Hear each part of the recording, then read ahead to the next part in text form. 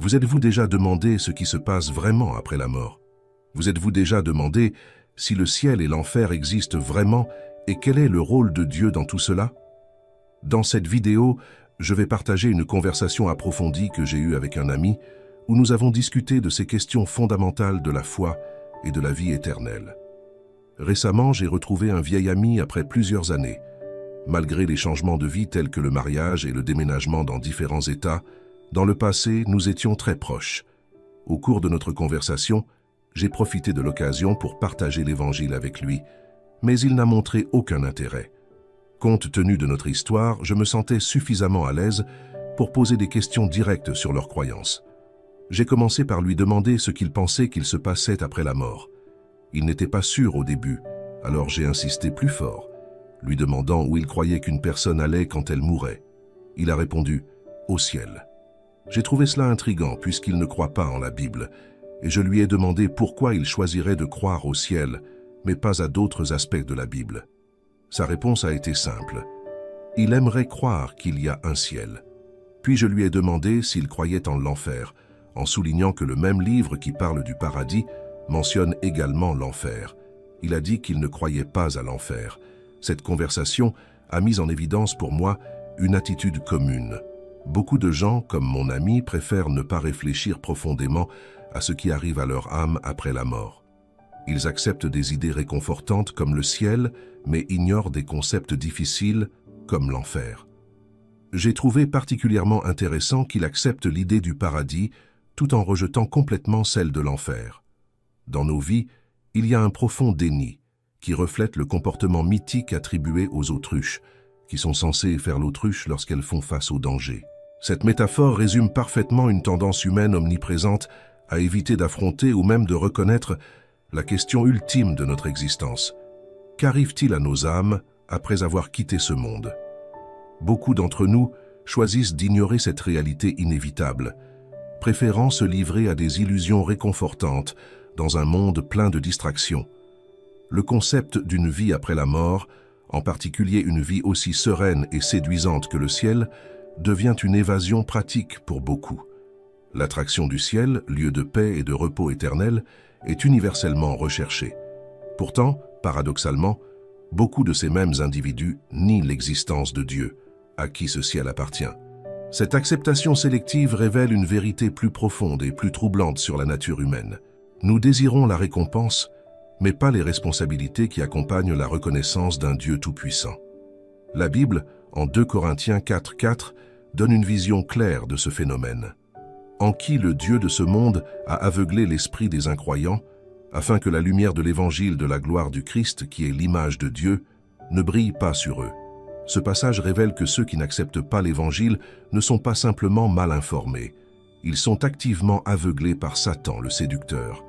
Cet aveuglement spirituel est une évasion délibérée de la vérité, motivée par les tromperies du monde qui nous entoure. Cependant, cet aveuglement n'est pas seulement l'œuvre d'un trompeur extérieur, c'est aussi une ignorance volontaire. Le refus des gens de reconnaître la pleine réalité spirituelle du ciel et de l'enfer suggère une réticence plus profonde à affronter leurs propres besoins spirituels et leurs besoins de rédemption. C'est comme si reconnaître l'enfer nécessitait une prise de conscience morale que beaucoup ne sont pas prêts à affronter. Du coup, ils s'enfouissent la tête dans le sable, attendant les vœux du ciel, tout en ignorant les conditions d'entrée fixées par leur Créateur. Imaginez les conséquences de vivre dans un monde où la vérité est façonnée pour le confort personnel, où les lois divines sont réécrites ou ignorées pour répondre à des désirs éphémères. Ce chemin mène à une léthargie spirituelle, où l'âme, non préparée à l'au-delà, fait face à des ramifications éternelles. La réalité que nos choix ont des conséquences éternelles devrait provoquer non seulement une reconnaissance superficielle, mais un profond éveil spirituel. Ainsi, lorsque nous réfléchissons à nos propres croyances et aux zones de confort dans lesquelles nous nous retranchons, aux notions qui nous empêchent de voir la vérité dans son intégralité, levons la tête du sable et regardons directement la vérité de notre condition spirituelle, car en reconnaissant notre besoin d'un sauveur, non seulement nous faisons face à la réalité de l'enfer, mais nous embrassons aussi la promesse du ciel. Comme il se doit, un don non seulement espéré, mais aussi préparé à travers une vie vécue en communion consciente avec Dieu. L'un des aspects les plus cruciaux de notre foi est qu'elle a une nature dogmatique et intransigeante. Dans un monde qui favorise l'inclusion et embrasse l'idée de plusieurs chemins vers le ciel, il est essentiel que nous restions fermes sur les enseignements de Jésus-Christ. Plongeons-nous dans les enseignements explicites de notre Seigneur, qui déclare qu'il est le seul chemin, la vérité et la vie. Soyons des étudiants, reconnaissant les enseignements trompeurs qui contredisent cette vérité fondamentale. Des enseignements trompeurs qui contredisent ces paroles de Jésus. Une déclaration d'exclusivité. Dans Jean 14,6, Jésus déclare avec audace « Je suis le chemin, la vérité et la vie. Nul ne vient au Père que par moi. » Ces mots sont clairs et sans ambiguïté, ne laissant aucune place à l'ambiguïté ou aux interprétations multiples. Jésus ne se présente pas comme l'une des options. Il affirme son exclusivité comme seul moyen de salut. « Je suis le chemin.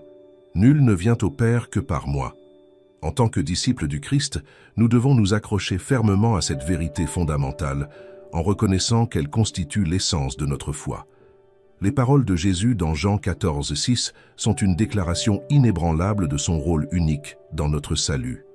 En lui, nous trouvons le chemin vers le Père, incarnation de la vérité et source de vie en abondance. Jésus n'a pas dit « Je suis l'un des chemins ». Jésus-Christ était dogmatique et intransigeant. « Je suis le chemin ». Ne réalisez-vous pas qu'il s'agit d'une supercherie satanique de cette idée que tous les chemins mènent au ciel? Cet enseignement va à l'encontre des enseignements de Jésus, dans Matthieu 7, 13, 14. « Entrez par la porte étroite, car la porte est large et le chemin qui conduit à la perdition. Et nombreux sont ceux qui entrent par elle, car la porte est étroite. Et étroit est le chemin qui mène à la vie, et il y en a peu qui le trouvent. » Nous devons reconnaître le caractère trompeur de cette notion et affirmer la vérité unique de Jésus-Christ comme la seule porte qui mène à la vie éternelle.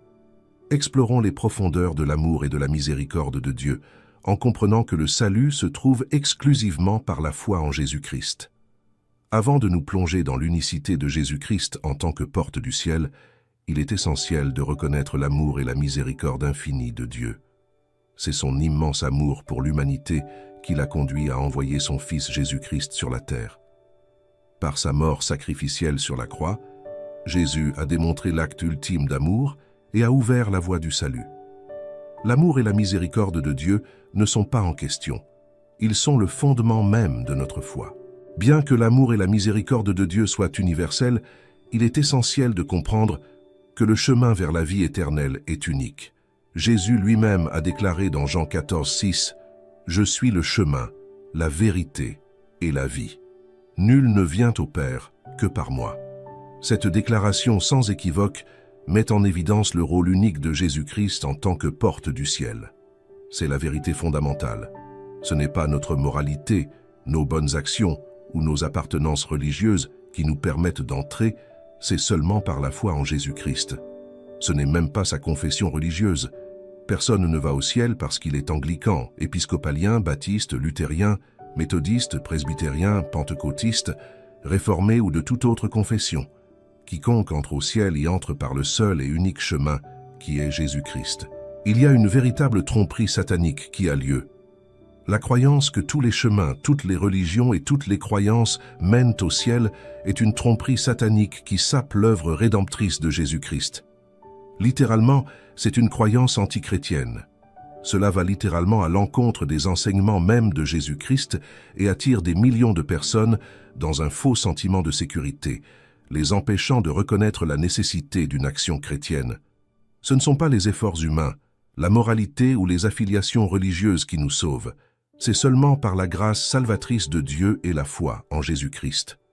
Quand les gens entendent le message de l'Évangile, leur conscience est provoquée. La conscience est éveillée et vivifiée lorsqu'elle rencontre le message de l'Évangile, parce que la conscience humaine réagit fortement au message de l'Évangile. Au fond d'elle-même, elle reconnaît la vérité en elle-même. Quand les gens entendent qu'il y a un Dieu qui a créé les cieux et la terre de manière complexe, leur conscience affirme la vérité de cela. Ils comprennent que la complexité et la beauté du monde ne peuvent pas être une simple coïncidence ou un hasard fortuit. De même, Lorsque les gens entendent que Dieu les a intentionnellement créés à son image, qu'ils ne sont pas de simples animaux ou des produits de l'évolution, leur conscience affirme la vérité de leur valeur inhérente et de leur unicité. De plus, lorsque les gens entendent que le Dieu qui a créé l'univers attend aussi de sa création qu'ils l'aiment et lui obéissent selon ses lois, leur conscience réagit positivement, reconnaissant la vérité et la nécessité de vivre une vie en communion avec Dieu. Votre conscience reconnaît la vérité de cette attente. Mais pourquoi alors les gens ont-ils du mal avec leur conscience, même lorsqu'ils reconnaissent ces vérités? La réponse est simple. Le message de l'Évangile révèle notre culpabilité. Et qui veut faire face à sa culpabilité? C'est pourquoi les gens suppriment souvent le message de l'Évangile, car ils confrontent chaque individu à sa responsabilité personnelle et à sa culpabilité devant un Dieu saint. C'est pourquoi les gens aiment l'idée que tous les chemins mènent au ciel, parce que cette croyance ne les confronte pas comme le message de l'Évangile. Ils nous pointent du doigt, exposant nos défauts et notre incapacité à répondre aux normes parfaites de Dieu. Notre conscience affirme la vérité, que nous sommes tous coupables et que nous ne répondons pas aux normes de Dieu. La raison pour laquelle les gens ont souvent du mal à accepter ce que leur conscience leur dit est enracinée dans l'inconfort de faire face à leur culpabilité et aux conséquences de leurs actes. Au fond d'eux-mêmes, ils savent qu'ils n'ont pas réussi à respecter les commandements de Dieu et à vivre selon ses lois. Ils reconnaissent qu'ils sont coupables d'offenser et de désobéir à un Dieu éternel et infini. Cette prise de conscience pèse lourdement sur leur cœur. Cependant, au lieu d'affronter cette vérité de front, de nombreuses personnes choisissent de la supprimer. C'est un mécanisme de défense, une tentative d'éviter l'inconfort et la peur qui accompagnent la reconnaissance de votre culpabilité devant un Dieu saint. C'est une réponse naturelle de vouloir éviter les conséquences de vos actions et la réalité du jugement divin. Qui veut savoir qu'un Dieu éternel est en colère contre eux? C'est une pensée effrayante de penser que vos actions, vos pensées et vos actes seront un jour examinés par un Dieu parfait et juste qui voit tout et sait tout. La perspective de se tenir devant lui, pleinement exposé et responsable de toutes les mauvaises actions, peut être écrasante. Le poids de la culpabilité et la peur du châtiment divin peuvent être trop lourds à porter. Il est naturel pour les gens d'éviter l'idée que leurs péchés seront jugés et que la punition pour chacun d'eux est éternelle. L'idée de passer l'éternité dans l'étang de feu est terrifiante et malvenue. L'instinct humain est de s'éloigner de ces dures réalités et de chercher du réconfort dans l'ignorance ou le déni, ou dans la mentalité que tous les chemins mènent au ciel. Cependant, ce malaise, cette lutte avec la vérité, est en réalité une invitation à chercher la rédemption et le salut. Le message de l'Évangile offre une solution à la culpabilité et à la peur qui hantent notre conscience. Par Jésus-Christ, Dieu étend son amour, sa miséricorde et son pardon à tous ceux qui croient en lui. Il offre un moyen d'échapper aux conséquences éternelles du péché et d'y trouver la vie éternelle. Ainsi, bien qu'il puisse être difficile de faire face à la vérité que nous sommes coupables et que nous méritons d'être jugés, c'est en reconnaissant cette réalité que nous pouvons vraiment apprécier l'immense grâce et le salut offert par Dieu. Au lieu de supprimer la vérité, embrassons-la avec humilité et tournons-nous vers Jésus qui est le chemin, la vérité et la vie.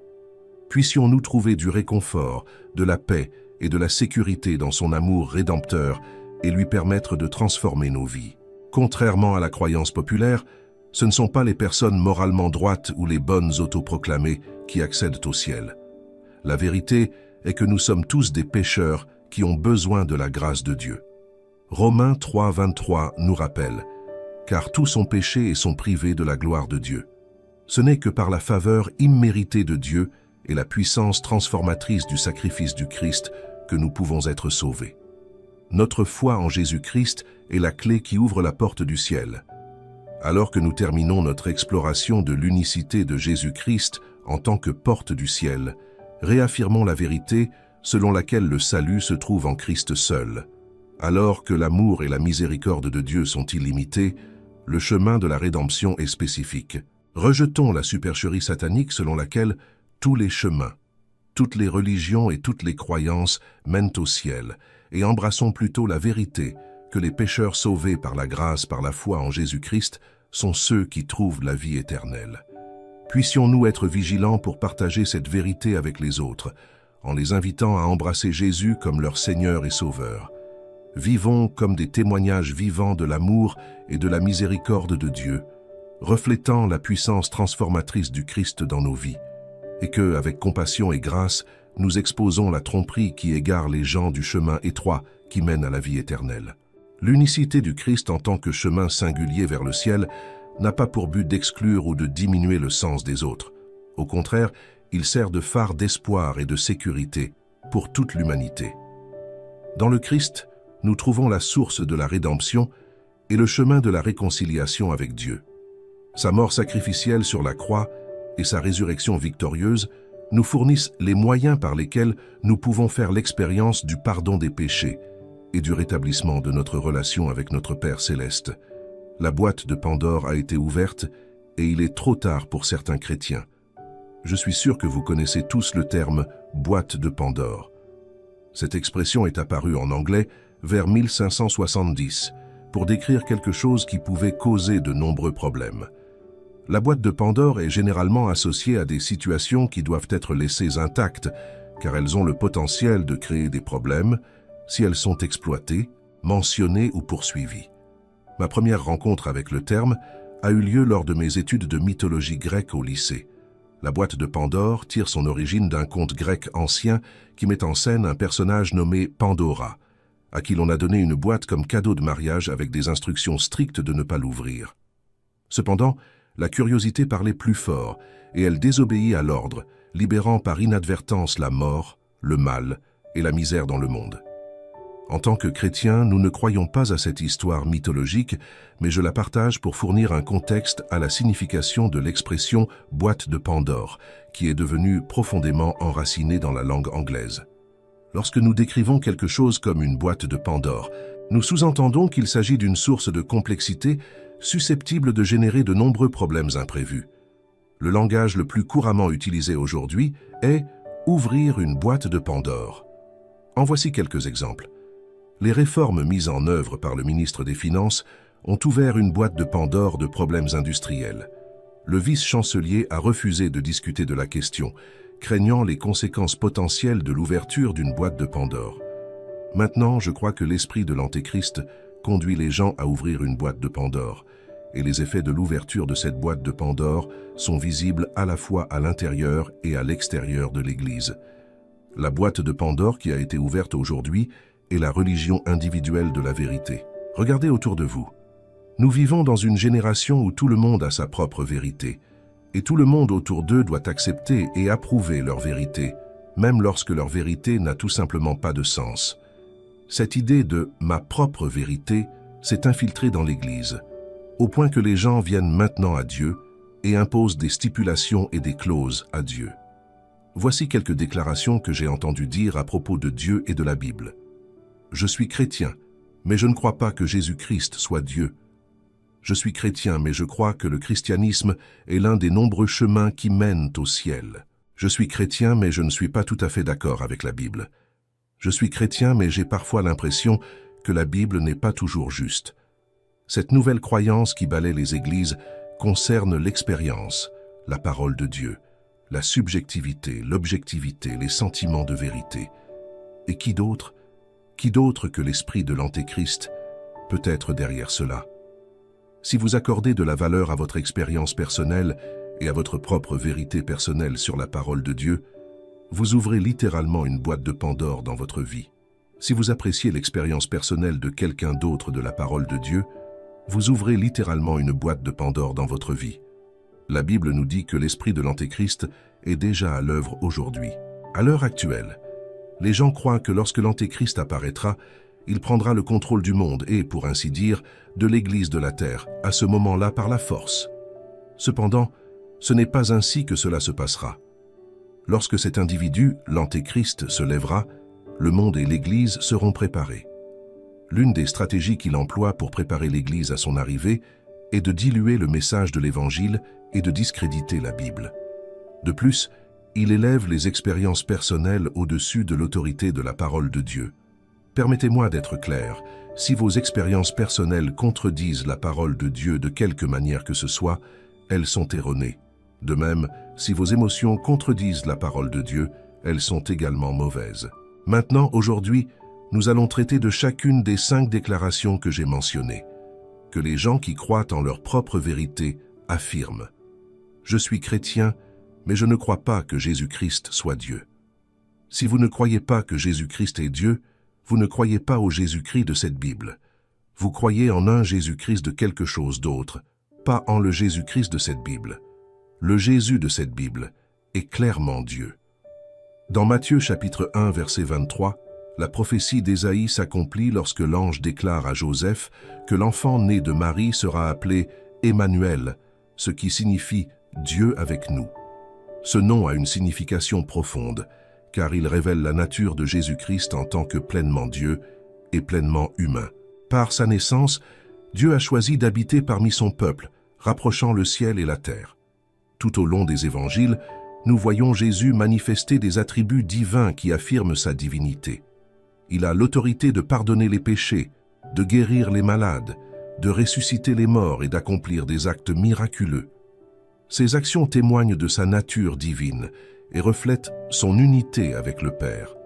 En Jésus, nous voyons la plénitude de la puissance et de l'amour de Dieu manifestés sous forme humaine. Jésus lui-même a déclaré sa divinité à de nombreuses reprises. Dans Jean chapitre 8, verset 58, il a proclamé avec audace « Avant qu'Abraham fût, je suis », affirmant son existence éternelle et s'associant au nom divin donné à Moïse. Dans Jean chapitre 10, verset 30, Jésus a affirmé son unité avec le Père en disant « Moi et le Père, nous sommes un ». Ces affirmations ne laissent place au doute. Jésus est Dieu. Si vous croyez que Jésus-Christ n'est pas Dieu, vous ouvrez sans le savoir une boîte de Pandore. En rejetant votre divinité, vous invitez d'innombrables maux dans votre vie. Vous vous demandez peut-être quel est le rapport avec l'ouverture d'une boîte de Pandore. Vous pouvez vous tromper sur votre doctrine de la dîme et aller quand même au ciel. Il se peut que vous vous trompiez sur votre vision de l'eschatologie, de l'étude des événements de la fin des temps, et que vous alliez quand même au ciel. Mais il est crucial de se tromper sur la nature du Christ. Il est impératif d'adorer le vrai Jésus-Christ, celui qui est révélé dans les Écritures, qui est Dieu. D'autres religions peuvent incorporer Jésus-Christ dans leurs enseignements, mais le réduisent de souvent à un simple homme ou prophète. Cependant, le Jésus-Christ de la Bible n'est autre que Dieu. Je suis chrétien, mais je crois que le christianisme est l'un des nombreux chemins qui mènent au ciel. La foi chrétienne est dogmatique et intransigeante. La foi chrétienne est ferme dans ses doctrines et inflexible dans ses convictions. Il proclame qu'il n'y a qu'un seul chemin vers le ciel. J'ai rencontré des personnes qui prétendent qu'il existe de nombreux chemins qui mènent au ciel et, étonnamment, même certains qui s'identifient comme chrétiens ont adopté et promu de tels enseignements. Cependant, il est important de reconnaître que ces enseignements contredisent directement les enseignements explicites de Jésus-Christ. Jean 14, verset 6. Jésus lui dit « Je suis le chemin, la vérité et la vie. Nul ne vient au Père que par moi. » Jésus n'a pas dit « Je suis l'un des chemins ». Jésus-Christ était dogmatique et intransigeant. « Je suis le chemin ». Ne réalisez-vous pas qu'il s'agit d'une supercherie satanique? Cette idée que tous les chemins mènent au ciel est exactement ce que Satan veut faire croire au monde. Jésus-Christ enseigne directement contre cela.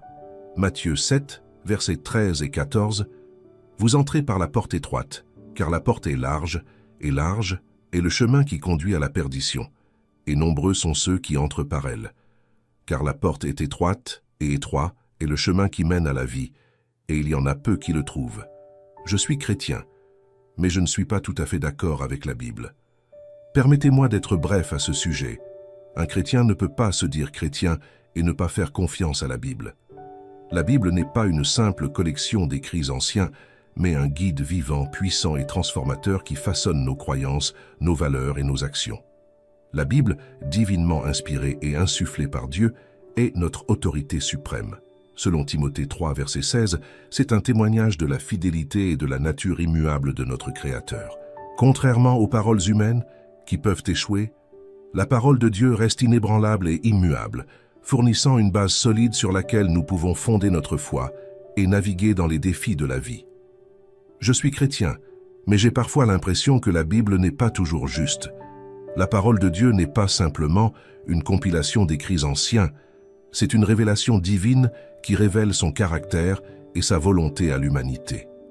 Grâce aux Écritures, nous recevons des conseils, de la sagesse et des directives pour tous les aspects de notre vie. C'est un don de Dieu, équipé de tout ce dont nous avons besoin pour une vie juste. Bien que les sentiments puissent sembler puissants et séduisants, ils sont subjectifs et facilement influencés par les circonstances. Nos émotions ont le potentiel de nous égarer, de nous amener à faire des choix contraires à la volonté de Dieu. Se fier uniquement à nos sentiments peut entraîner des croyances et des actions erronées qui ne sont pas alignées avec votre parole. La sincérité est admirable, mais elle ne suffit pas. La sincérité seule ne garantit pas la vérité ou la justice. Une personne peut se tromper sincèrement si ses croyances contredisent la parole de Dieu. C'est à travers les Écritures que nous discernons le vrai chemin et le but que Dieu a établi pour nous. Embrasser la parole de Dieu comme norme de notre vie est d'une importance capitale. Il sert de fil à plomb par lequel nous mesurons nos pensées, nos actions et nos croyances. En nous alignant sur les vérités révélées dans les Écritures, nous trouvons la clarté, le but et la vraie liberté. La parole de Dieu devient la lumière qui illumine notre chemin et nous permet de vivre selon sa volonté. Cependant, embrasser la parole de Dieu exige de l'humilité et de l'abandon. Nous devons reconnaître nos limites humaines et admettre que sa parole dépasse notre compréhension. C'est dans cette posture d'humilité que nous nous ouvrons pour recevoir la sagesse divine contenue dans les Écritures. Obéir à la parole de Dieu ne consiste pas seulement à suivre des règles, mais à répondre sincèrement d'amour et de confiance en celui qui sait ce qui est le mieux pour nous. En conclusion, tenons-nous sur le fondement inébranlable de la parole de Dieu. Son autorité et sa fiabilité transcendent nos émotions et nos préférences personnelles. Alors que nous naviguons dans les complexités de la vie, puissions-nous chercher à nous aligner sur les vérités et les promesses éternelles révélées dans les Écritures. Soumettons-nous humblement à leurs enseignements, en leur permettant de façonner nos croyances, nos actions et en fin de compte, nos vies. La sainte parole de Dieu est vraie devant le Seigneur, et en la suivant, nous trouvons une vie fermement enracinée dans la vérité, guidée par la sagesse et fondée sur son amour.